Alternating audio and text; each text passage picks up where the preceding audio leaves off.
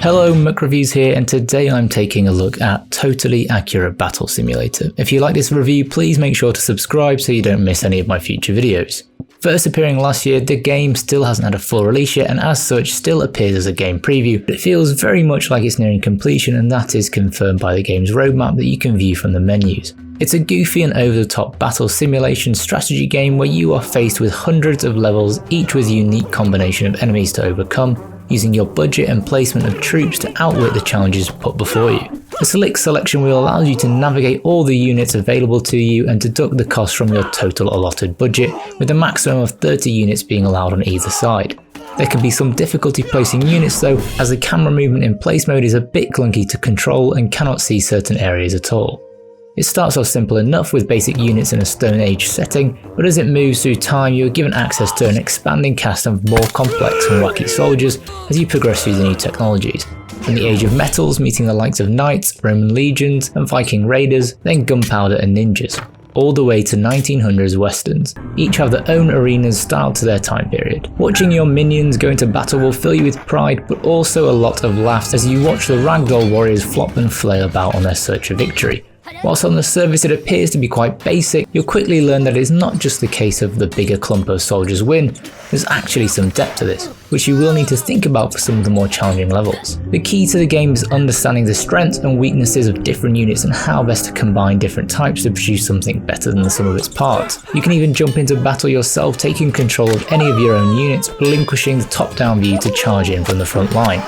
The best part of the game is the puzzle element, figuring out what to do when the odds are stacked against you. This aspect is best on show with the initial campaign and the first half of some of the later era specific campaigns. This is because these parts of the campaigns lock the player into using what are often less deadly sets of troops. Because of this, it really puts the player's ingenuity at the forefront of the puzzles and results in the bulk of the game's challenge. Other campaigns like The Adventure and The Challenge nearly always give you access to every type of unit against pretty weak opponents, and this results in being able to abuse some of the game's slightly more imbalanced units to walk through these campaigns with very little resistance. Whilst there are a lot of units on offer and you should definitely give them all a go both in first person and watching from above, you'll quickly find yourself gravitating to the same units again and again, as they are simply so often the best way to achieve victory. 90% of levels I completed by either establishing a huge ranged presence, putting in overpowered expensive units, or having an army of healers as I single-handedly dealt with everything.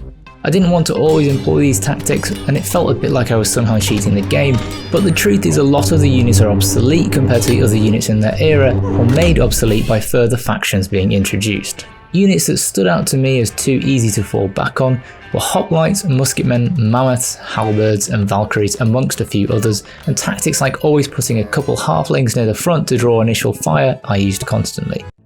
Despite these few issues that lead to a lot of repetitive levels, there are definitely hours of fun to be had with this game.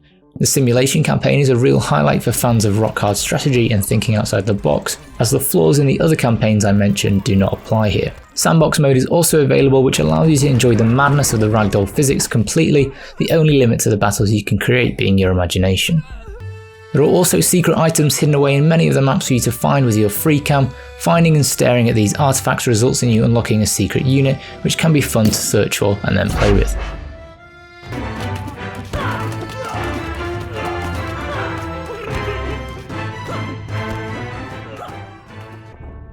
Unfortunately, the game does suffer tremendously with frame rate issues, as all the moving parts of large, and sometimes not even that big, battles will have your console reduced to a crawl. There is also a problem in game of units getting tangled up with their own bodies, resulting in them becoming useless, and you may find yourself losing a battle that you would have won. However, really this fits in with the game's goofy aesthetic and humorous ragdoll physics. Besides, you can simply just restart the battle at very little time expense. Summing it up, Totally Accurate Battle Simulator is an amusing and charming strategy game that, what it may often lack in difficulty, it makes up for in amusing scenarios. Having said that, it will occasionally challenge, and the simulation campaign definitely will, so it's not without a degree of seriousness. The goofy characters and the ability to get creative in both campaign and sandbox mode will no doubt delight younger players as they ask how many halflings does it take to take down a mammoth. There is definitely a limited feel to the gameplay, and you'll progress through 5 levels, sometimes wondering if you accidentally pressed reset 5 times instead, and repetitive tactics and units will loom over you as often it's a one solution solves all situation. I give Totally Accurate Battle Simulator a 7 out of 10. Have you played this game? What did you think? Let me know in the comments below, and if you like this video, please consider liking and subscribing. See you later.